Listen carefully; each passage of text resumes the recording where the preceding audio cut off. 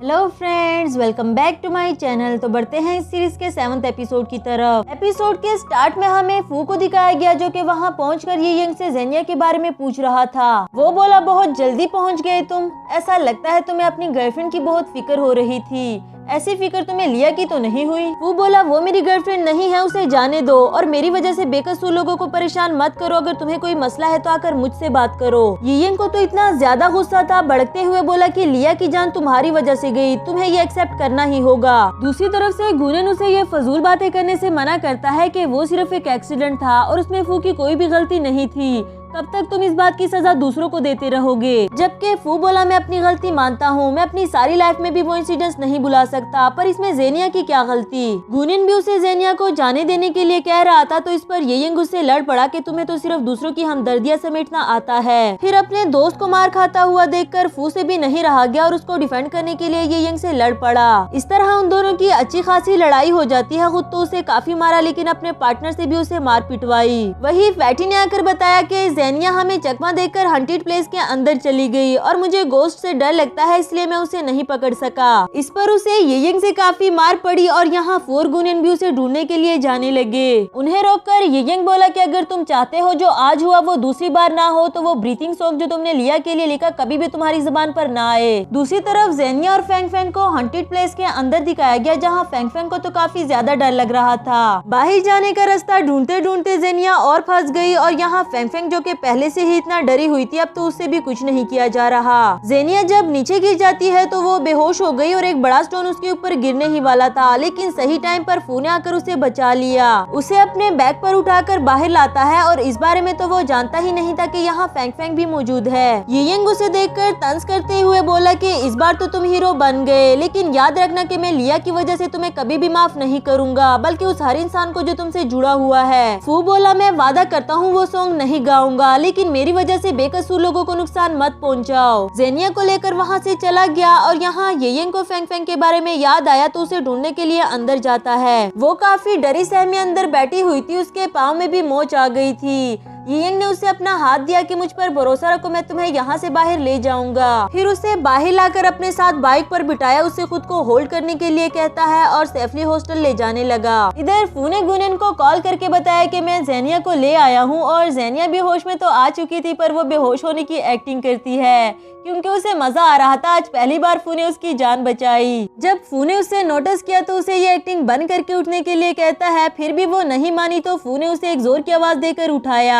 अभी भी वो ऐसे दिखा रही थी जैसे उसे कुछ नहीं पता कि वो यहाँ कैसे आ गई है। फू बोला कि बस इस एक्टिंग को संभाल कर रखो, फिर कभी काम आएगी। लेकिन उसके फेस पर चोट के निशान देखकर जेनिया को अपनी छोड़कर उसकी फिक्र लग गई, जिस पर वो बोला कि मैं ठीक हूँ, तुम बताओ तुम ठीक हो ना। उसके रूड बिहेव करने पर फू खुद ही उसका फेस पकड़ कर देखने लगा कि येयंग ने तुम्हें कोई चोट तो नहीं पहुंचाई। एंड जेनिया बोली कि मैं ठीक हूँ या नहीं इससे तुम्हें क्या लेना देना, वैसे भी तुम्हें क्या फर्क पड़ता है। वो कहने लगा, इतनी टिड्डी सी होकर इतनी बड़ी बड़ी बातें करती हो, थोड़ी देर के लिए अपनी जुबान बंद नहीं रख सकती? वो भी हार मानने वालों में से तो नहीं थी। बेंच पर खड़े होकर उसे अपने पास आने के लिए कहा। उसका फेस पकड़कर कहने लगी कि तुम्हें क्या लगता है अपनी हाइट की वजह से तुम मुझ पर रोब जमाते फिरोगे? फू उसे पकड़कर नीचे ले आया। जेनिया उससे लड़ने लग जाती है और इसी दौरान उसके पाँव में मोच आ गई। वो कहने लगी कि ये सब कुछ तुम्हारी वजह से हुआ, जबकि फू बोला कि आराम से बेंच पर बैठो, मुझे चेक करने दो, कितनी केयरलेस हो तुम। चेक करने के साथ साथ उसे बता रहा था कि मुझे यकीन नहीं होता, इतनी अगली लड़की को पता नहीं आज मैंने कहां कहां ढूंढा। जेनिया को उसका अपने लिए केयर करना तो अच्छा लग रहा था, मगर ये बात सुनकर फिर से उससे लड़ने लगी। आफ्टर दैट उसे उठाकर अपने हॉस्टल ले जाने लगा और यहाँ एला तो खड़ी उसका वेट ही करती रह गई। ना तो वो आया और ना ही गुनेन। अगली सुबह डैनियल को दिखाया गया जो कि इस म्यूजिक वीडियो को देखकर काफी ज्यादा खुश था, पर फू ने आकर बताया कि मैं इसे रिलीज नहीं करूंगा, फिर चाहे मुझे इसका सारा नुकसान खुद ही क्यों ना उठाना पड़े। डैनियल को भी उसका ये चिल्डिश बिहेवियर समझ में नहीं आता।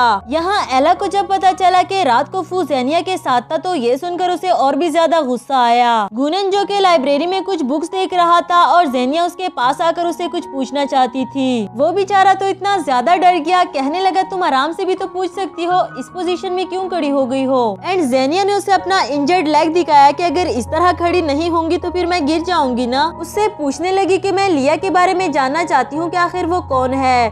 कल येयंग उसका नाम लेकर काफी ज्यादा गुस्सा हो रहा था। गुनेन पहले तो सोचने लगा, फिर बताया कि मैं ज्यादा कुछ तो नहीं बता सकता, लेकिन लिया के जाने के बाद ना तो फू वैसा रहा जैसे वो पहले हुआ करता था और ना ही येयंग। अगर इस बारे में तुम्हें कुछ और जानना है तो फूफेंग से पता करो। नेक्स्ट सीन में वो अपनी लंगड़ी टांग लेकर फू के पास आई, जो कि क्लास में बैठा वीडियो गेम खेल रहा था, और उसे देखने के बाद उसकी टांग के बारे में पूछने लगा। ज़ेनिया ने बताया कि अब ठीक हूँ और कुछ ही दिन में ये पटिया शटिया भी उतर जाएंगी। वैसे तुम्हें बता दूं कि आज हम मैथ्स प्रैक्टिस नहीं करेंगे, बल्कि मुझे तुमसे कुछ और डिस्कशन करनी है। इसके बाद प्रोजेक्टर पर उसे येयंग की वीडियो लगाकर बता रही थी कि उसे उसके के पर पनिश कैसे किया जाए। ये देखकर तो फू ने फौरन से मना कर दिया कि मैं उसे किसी किस्म का बदला नहीं लेना चाहता और ना ही तुम उसे कुछ कहोगी, बिकॉज उसने जानबूझकर तुम्हें हर्ट नहीं किया। इस पर ज़ेनिया भी उससे गुस्सा हो गई कि तुम्हें समझ नहीं आ रहा, वो बार बार तुम्हें टारगेट करने की कोशिश कर रहा है और पता नहीं वो लिया नाम की लड़की कौन है जिसका बदला वो तुमसे लेना चाहता था। अब लिया का नाम सुनकर तो फू भी उस पर गुस्सा होने लगा कि तुम अपने काम से काम रखो और मेरे हर मैटर से दूर रहा करो। इतना ज्यादा रूड बिहेवियर तो फू ने आज से पहले कभी भी किसी के साथ नहीं किया। ज़ेनिया को भी इस बात का अंदाजा हो गया कि कुछ न कुछ बड़ा जरूर है जो वो इतना ज्यादा गुस्सा हो गया। फिर उसके बारे में स्केचेस बना के अपने दिल का बोझ हल्का किया। गुनेन उसके ये स्केचेस फू को दिखाता है कि देखो जरा ताओबीन ने तुम्हें कितना बेचारा सा बना दिया है जो हर किसी की मार शौक से खाता हो। फू बोला ये जो भी है बस एक बार मेरे हाथों लग जाए, फिर देखना मैं इसे कैसे मजा चिकाता हूँ। जबकि गुनेन बोला कि मैंने तो कभी सोचा भी नहीं था कि ज़ेनिया के अलावा तुम्हें कोई और भी सताने की हिम्मत करेगा।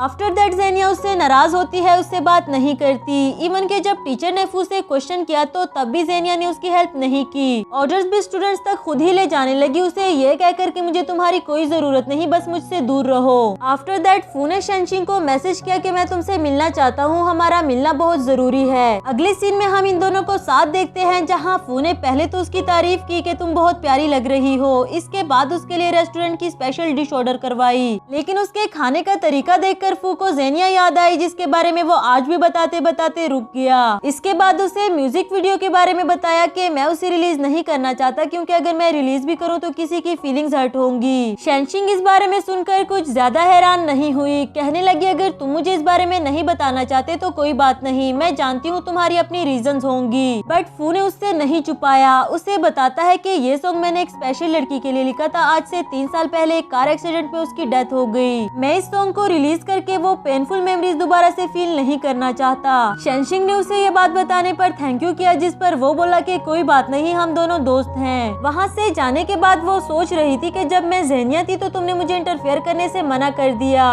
और जब मैं शेनशिंग बन गई तो तुमने मुझे इतनी आसानी से बता दिया। इसका मतलब तो यही हुआ कि तुम सिर्फ अट्रैक्टिव लड़कियों के साथ ही दोस्ती करना चाहते हो। नेक्स्ट सीन में क्लास में बैठकर गुनेन को मैसेज करके उससे एडवाइस लेती है कि मेरा एक दोस्त है, उसने मुझे अपना सीक्रेट नहीं बताया पर एक स्ट्रेंजर को आसानी से बता दिया। वही फू से देखने लगा कि आखिर ये कर क्या रही है, एंड ज़ेनिया ने भी उसे ये तांका झांकी करने पर डांट दिया। कहने लगी तुम होते कौन हो मुझसे पूछने वाले, खुद तो मुझे इंटरफेयर करने से मना कर रहे थे। वैसे ज़ेनिया को कुछ इस बात का भी गुस्सा था कि वो मुझे अपना दोस्त तो कहता है पर अपने सीक्रेट्स नहीं बता सकता, ये कैसी दोस्ती हुई भला। गुनेन को भी उन दोनों की ये लड़ाई काफी फनी लगती है और इसी के साथ हमारा ये वाला एपिसोड भी खत्म हुआ।